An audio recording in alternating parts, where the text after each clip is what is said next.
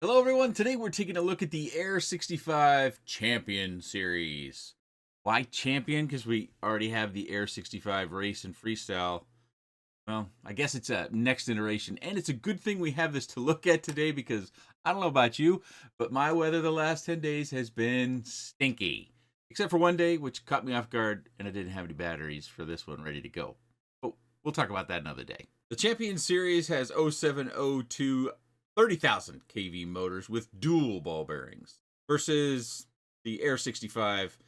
It does not have ball bearings and it doesn't have much kV. The Champion Series is also using the 5-in-1, as you can see here, versus the 4-in-1 with the external receiver, which we covered that in the 5-in-1 video. The 4-in-1 actually comes in lighter with the external receiver than the 5-in-1. The 4-in-1 on my scale, without the shrink wrap on the receiver, comes in at 5.26 grams versus the 5-in-1 comes in at 5.48 grams. So a little bit curious that they went with the larger all-in-one board on the new Champion Series. The camera now has a sticker on the backside to prevent that light leak that we saw in the original with the C. Is this the O2 or the O3 camera? I'm forgetting. It's the same camera on both. It used to not have anything on the back. The first released Air 65 came with HQ ultralight props, and now they're running gym fan props. That little dab of glue on the antenna portion near the UFL, I believe they're doing that on all of them now. That's not specific to the Champion Series. And that connector down there for the camera, a little like the newbie drone, is smaller than it is for our typical camera connectors. So if we want to swap out cameras, we have to splice those in. And if you're familiar with those boards, as you expect, neither one of them has a micro USB connection. They have this other JST connector here, which we use their little dongle to connect to USB-C. They've also cut out part of the canopy to keep it from lifting or causing a problem with this UFL. That too is not specific to the Championship Series. That's something that they've done for all the Air series. On my scale, the Champion Series comes in at 17.72 grams versus the original comes in at 17.36 grams. So 0.4 grams heavier with the 3,000 extra kV at least. Okay, it might be hard to believe, but this is actually my first true flight with this. So I'm going to overcorrect here a little bit to get started because it is my first flight. And I don't position this or put this out as some sort of ego statement. I was just surprised that I didn't have way more crashes because normally, even after 9 years of making FPV videos and doing all sorts of different whoops and products, I still crash, I don't know, half the time. And sometimes in that half of the time calculation, it's several times during one single battery or flight. So in this case, I had two things. I had a good fresh battery, just by chance, and I didn't crash in my very first flight. So I thought, oh, this will be a fun thing. Let's reference this. It'll show how, I'm a little bit loose or sloppy as I kind of get comfortable and familiar with it. Also note in the top left-hand corner, I'm flying R8. I have a video on my setup for my video reception, linked down in the video description, as well as my rates for my beta flight rates. Also linked in the video description, but I'm flying R8 at 25 milliwatt. I forgot to change it.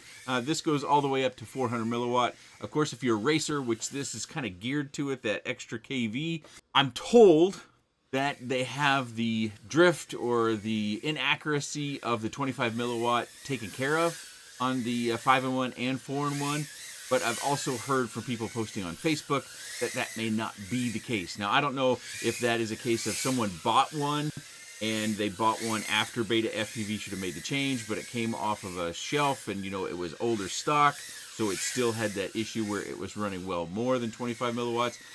I don't know. There's no point of reference. There's no sort of details like that. I myself don't have an RF meter to where I can test those things. So that's something to be had there. Is it actually fixed? Are they all fixed? Will you get one that's fixed? I really can't give you any sort of reassurance. It's supposed to have been fixed some weeks ago, that they changed something on the board to make sure it was compliant for race purposes, which you have to run 25 milliwatts. For the more casual flyers in here, I still think for the casual flyers, because this one's going to be, I think, $10 more expensive. It's already out. I'm a little late to the party here. I think for the casual flyers, if you're choosing between which one of the Beta FPV Air series to pick up, it would probably still be the typical Air series. And I have videos on the race and the freestyle that they released some time ago. And so you probably want to go for the freestyle series. It has a little bit lower KV if you like fly time, and you probably want to go to the race version if you like a little bit faster, but you still want to stay light.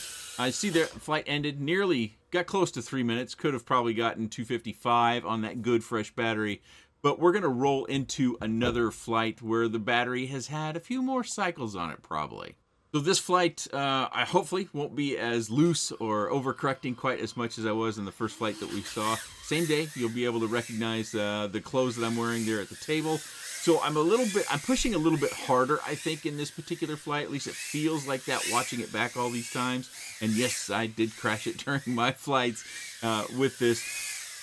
So our flight time comes down a little bit, but I still thought, regardless of how I was flying it and the fact that I'm pretty certain the battery I was using, which is the Beta FPV Lava 300 milliamp battery, that it had few more cycles on it. So it kind of shows you the impact of, as our batteries wear, they don't necessarily perform the same in outright performance or in holding their voltage, so you get that same sort of performance over the course of a longer flight.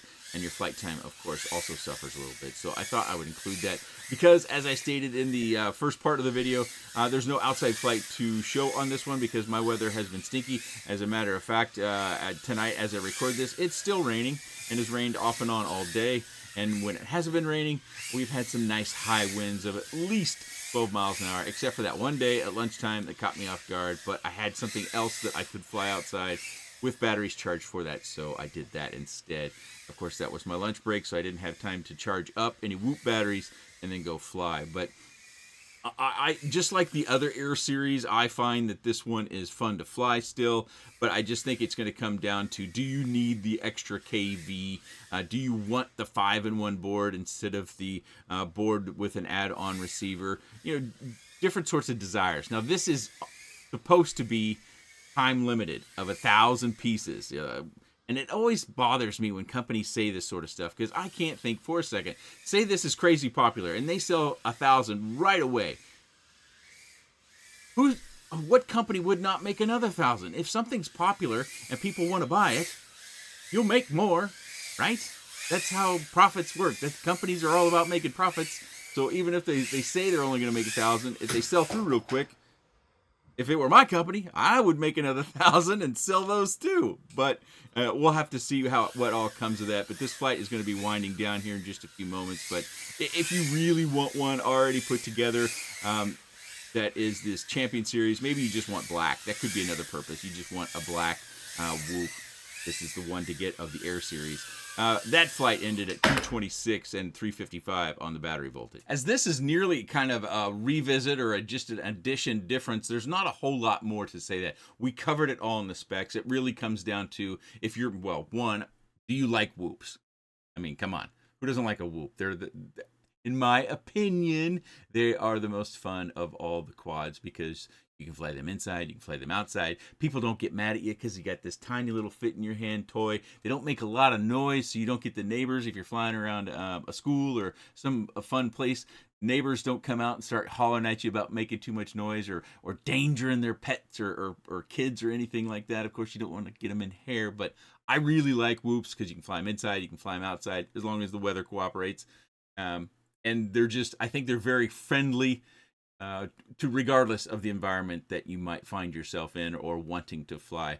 But Beta FPV has a full fleet, not only the 65mm series that we have kind of represented here, but we have the 75mm, they have the 85mm. That's kind of been what Beta FPV has done for all these years. Of course, we've seen two other companies launch Whoops around the same sort of driving the weight down. We have HD0 with the Mobula 6 HD0 that has got the HD0 right on the one board. We've got Newbie Drone who has dropped their weight way down and done some improvements as far as performance goes as well for a US-based company. And then we have Happy Model that's got their Mobula 6 2024 edition. So all sorts of good Whoops to choose from.